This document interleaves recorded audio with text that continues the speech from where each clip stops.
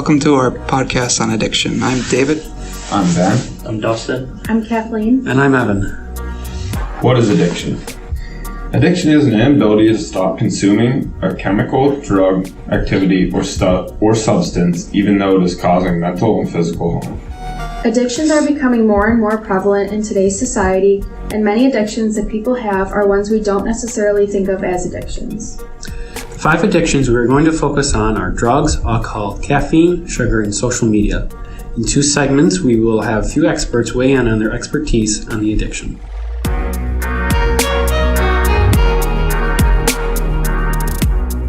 When we think of addiction or substance abuse, normally we think of drugs. Although there's a lot of substances that you can build an addiction to, this segment will focus on drugs. Recreational drugs fall into several categories, some more likely to be abused than others. There's cannabinoids, which could be like THC, pot or hashes, opioids, which is heroin, fentanyl, stimulants, which is cocaine or methamphetamine, psychedelics, and hallucinogens, which could be like LSD or magic mushrooms, pharmaceuticals, which could be like Adderall, Xanax, or opiate-based pain relievers, and benzodiazepines, which could be like Xanax. Drug addiction can cause behavior changes like paranoia, aggressiveness, hallucinations, physical addiction, impaired judgment, impulsiveness, and loss of control. The physical effects of drug addiction could be changes in appetite, which could be extreme weight loss or weight gain, brain damage, breast development in men, which I'm guessing is just I've only ever heard that with steroids. Increased body temperature. The mental effects could be confusion, problems with memory, attention and decision making, and effects with health like weakened immune system, heart conditions, lung disease, stroke, and seizures. Drugs relate to zombies in quite a few ways. One example is psychedelics and hallucinogens and tripping. Some drugs like LSD augment your reality. Objects can appear as things that are completely different. Psychedelics and hallucinogens and tripping can augment your reality. Something you see could appear different to you, and this could be dangerous, like with, say, you see a person, really, you don't see a person even though it is a person, and what you see is like a demon or even like a steak. Because there's been a news article about a guy who was tripping on bath salts who roamed the streets naked and chewed the face off of another guy. Also, LSD gives you that feeling that you are not in control of your own body, rather a higher power. In a way, this could feel like being brainwashed. One concept of zombies is brainwashing, where zombies do not have a health disease and are not dead, but are being controlled by someone or something else. Physical bodily harm can relate to zombies too, like intravenous drugs used by the average Joe can lead to infection. Reuse of a needle or improper sanitation can cause this. In some cases, a serious infection that has not been treated, for example, for fear of not getting caught for doing illegal drugs, can lead to amputation. An example of this is in the movie Requiem for a Dream. The main character lost his arm. One type of zombie is one that easily loses body parts or has missing parts.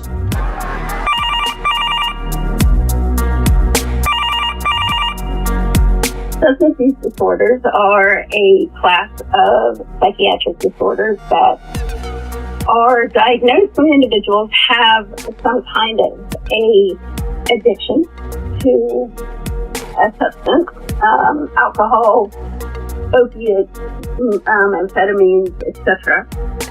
These drugs do one thing for a person: they change the way their brains function.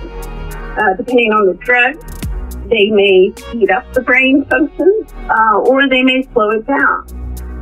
Alcohol is a CNS suppressant, which means that it suppresses the activity of the central nervous system.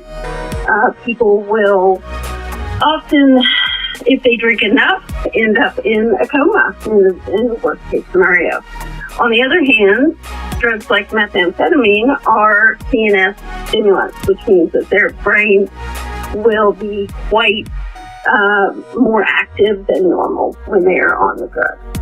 Now, to diagnose a substance use disorder, most of the time individuals will report a couple of different things.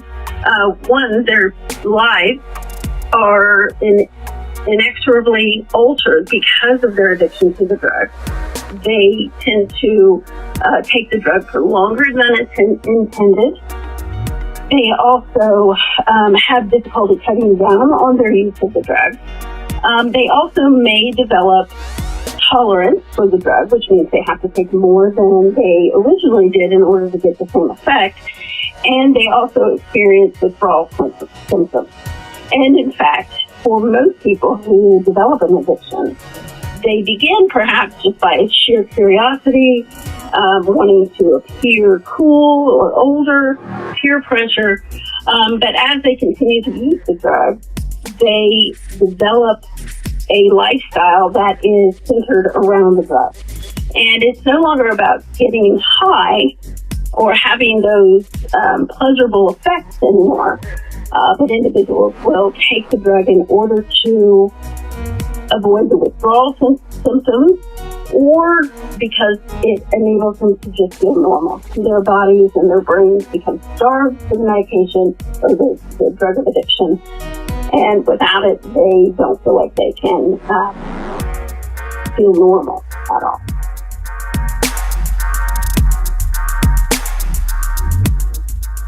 Often when we think of alcohol, we think of it being used as it's turned into like almost a societal norm to drink alcohol. And on this podcast, we're not discussing people who drink alcohol for social events, going out with friends. In this, we're talking about people who are actually suffering alcohol addiction. Well, obviously, lots of times when you think of things such as alcohol, you understand that when you drink too much, you slur your speech. You have confusion, memory problems, have trouble concentrating, and that can lead to, say, driving a car or a car crash. But what we're going to focus on today is alcohol addiction, how people are actually addicted to alcohol and the reliance that they have, the reliance and effect it has on their life. According to the National Survey on Drug Use and Health, an estimated 88,000 people die from alcohol-related causes annually, making alcohol the third leading preventable cause of death in the United States. And according to the 2015, 15.1 million adults ages 18 and older had alcohol use disorders in the United States. Well, alcohol use can be something that's difficult to detect because often we think, well, someone's just out drinking or they're drinking to have fun or they're around. But one way that it can be seen to observe if someone is addicted to alcohol is if they're constantly over drinking, if they rely on alcohol every day in order to complete the day, especially when they're drinking by themselves not just for social reasons, and when they're drinking too much by themselves often. It has a lot of physical effects long term. It can cause high blood pressure, irregular heartbeat, and the effect on the liver can cause fatty liver buildup in the liver as well as inflammation within the liver. And it's actually been linked to cancer. According to the National Institute on Alcohol Abuse and Alcoholism, the research evidence indicates that more alcohol a person drinks, particularly the more alcohol a person drinks regularly over time, the higher his or her risk of developing an alcohol-associated cancer. Based on data from 2009, an estimated 3.5% of all cancer deaths in the United States were alcohol-related. And types of cancer that can have effect on are head and neck cancer, liver cancer, and breast cancer is just some of the few. Another big issue with drinking alcohol is especially in older people, is it weakens their immune system. And as you get older, you are more likely to catch diseases as it is. And when you're a chronic alcoholic, it also makes it much more easy for you to catch simple diseases or just the common cold. So the mental effects, it messes with the brain's communication pathways, and it can cause a change in mood and behavior, as well as making it harder to think and lose coordination. So how to manage drinking alcohol and drinking it appropriately. Don't drink alcohol on an empty stomach. Drinking alcohol on an empty stomach often causes people to feel like they've drank a lot more than they actually have. And another just tip is to mix every alcoholic beverage with a glass of water to ensure that you're not over drinking constantly, especially if you're going out with your friends. Adequate amount of sleep at night so that your body's able to get well rested and recovery. One of the ways this relates to zombies is when you're drunk, you act differently, unlike your normal self. And when people become infected by the zombie virus, they don't act like themselves. And physically, watching someone who's been drinking way too much, they're stumbling around, kind of just looking like they don't know where they're going, kind of delirious. And that's exactly kind of how the zombie looks like when they're stumbling around. Yeah, they have one thing in mind, and that's to eat someone's brain, but that's essentially it. They're just kind of stumbling around. And then even the next morning, when you're hungover, you're groggy and half asleep, and you feel out of it, and you kind of look like a zombie in the sense of you're still half asleep, kind of like a zombie doesn't look like the original person they were. It's like their body's been deteriorated and things like that.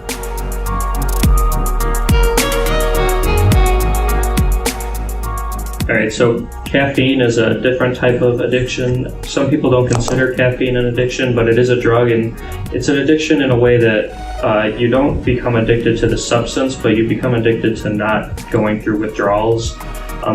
In some recent studies, 64% of Americans drink coffee, and 80 to 90% of adults and children in North America have a caffeine habit.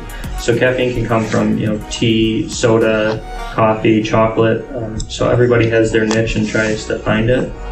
Some symptoms of caffeine withdrawal are headache, fatigue, anxiety, difficulty concentrating, depressed mood, irritability, tremors, and low energy. Some of those are kind of similar to zombies. They don't really concentrate as well. They just kind of go on their own and do whatever impulse they do. So there's some related diseases that can be complicated with caffeine addiction or withdrawals, and it's related to heart disease, which is kind of obvious because when you drink caffeine, your heart rate goes up. So if you get your heart rate up too much, it could cause some problems. Strokes, which are when blood clots go through and affect your brain.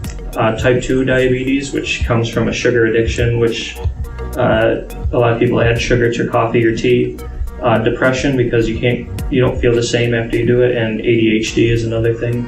Especially, it can calm ADHD, but if you do it too much, it can worsen it.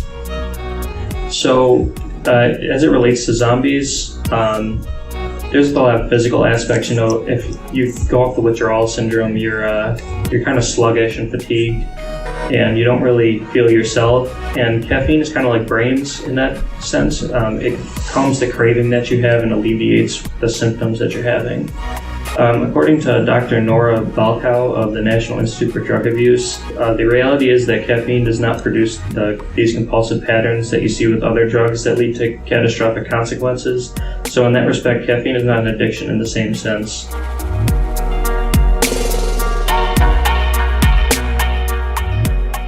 Okay, so the next addiction we're going to be talking about is sugar.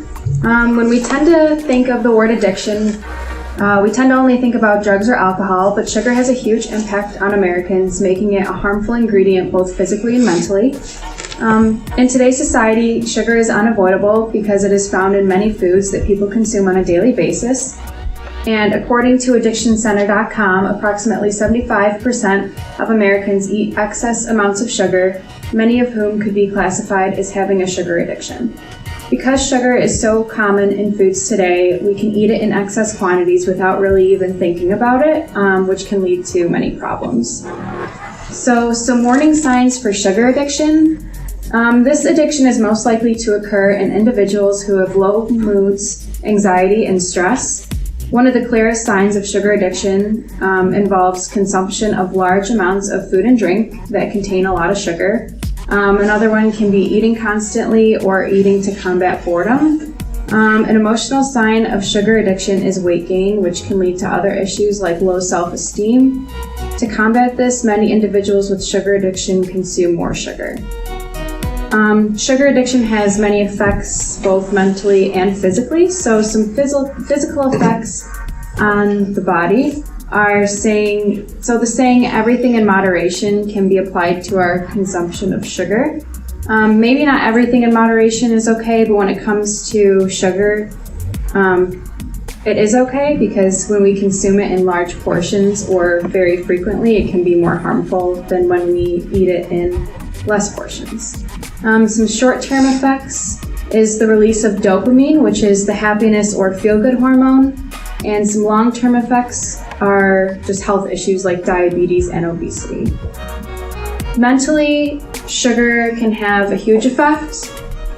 Eating disorders like binge eating or anorexia can develop, which from that can lead to damages in body image. Depression, anxiety, and fatigue are also common mental effects. How does sugar addiction relate to zombies? I found this blog post from bubblesandbumps.com, and the author Simone talked about how she went from a sugar zombie to a sweet-free fairy. Quoting her, she says, "The overwhelming desire for something sweet always consumed my body like a demon possessing my soul. I looked and felt like a sugar zombie, that rare breed who kills for chocolate instead of blood." Because of this, she needed an intervention, so she changed her diet and lifestyle from an unhealthy, processed, sugar-filled diet to a healthy diet filled with foods and naturally occurring sugar like fruit. Because she had a big sweet tooth, she called herself a chocoholic. She provided a recipe on this blog to guilt-free truffles, which she swapped processed sugar for forms of natural sugars like dates.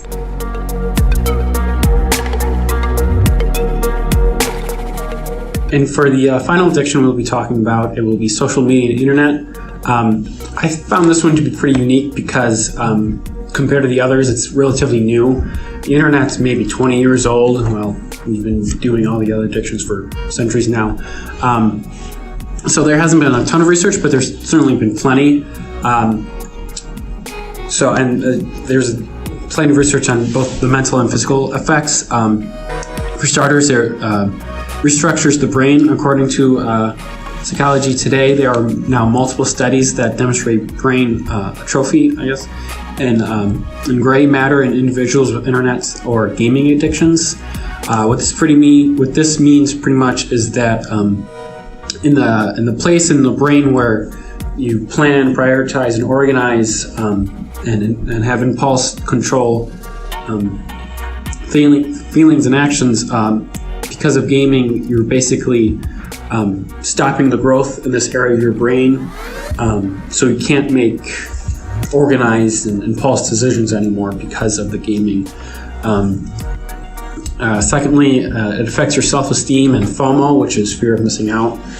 A study conducted at the University of Copenhagen found that many people suffer from Facebook envy, which is pretty much seeing other people's lives and kind of wishing you had that type of lifestyle and wishing your life was like that, which can do quite a bit of damage to your self-esteem because a lot of these times these people's lives are so luxurious it's almost unreasonable to think that you could live that way. And lastly, it affects your sleep and attention span. Getting up to work becomes more difficult because you're on your phone throughout the night, checking in and rechecking it. While it's incredible to consider the amount of information that is readily available at our fingertips thanks to social media, it also happens to have become more of a distraction for people as well. Some signs that you are addicted are checking your phone first thing in the morning and spending hours on social media with really no intent. It's just scrolling and scrolling and scrolling. And you are more worried about how many likes you get on the photo than anything else. So some sign, or to compare it to zombie, is you're kind of groggy if you aren't on your phone, or you get almost antisocial because you don't want to interact with other humans because you'd rather be on your phone.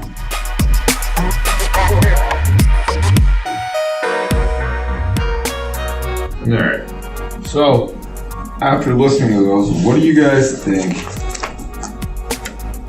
What do you guys believe is the, what addiction do you think is the worst, physically or mentally?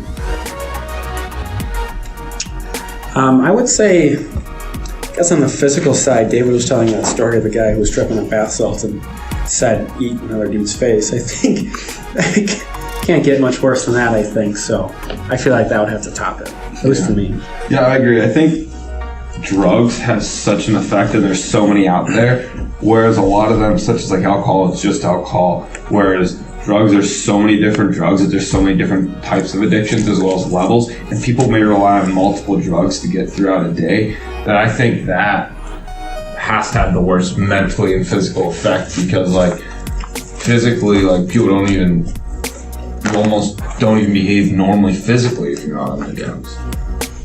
Yeah, I think physically, like short term for sure, drugs is the biggest problem. But when you look in the long term, alcohol and sugar both, they break down your body slowly.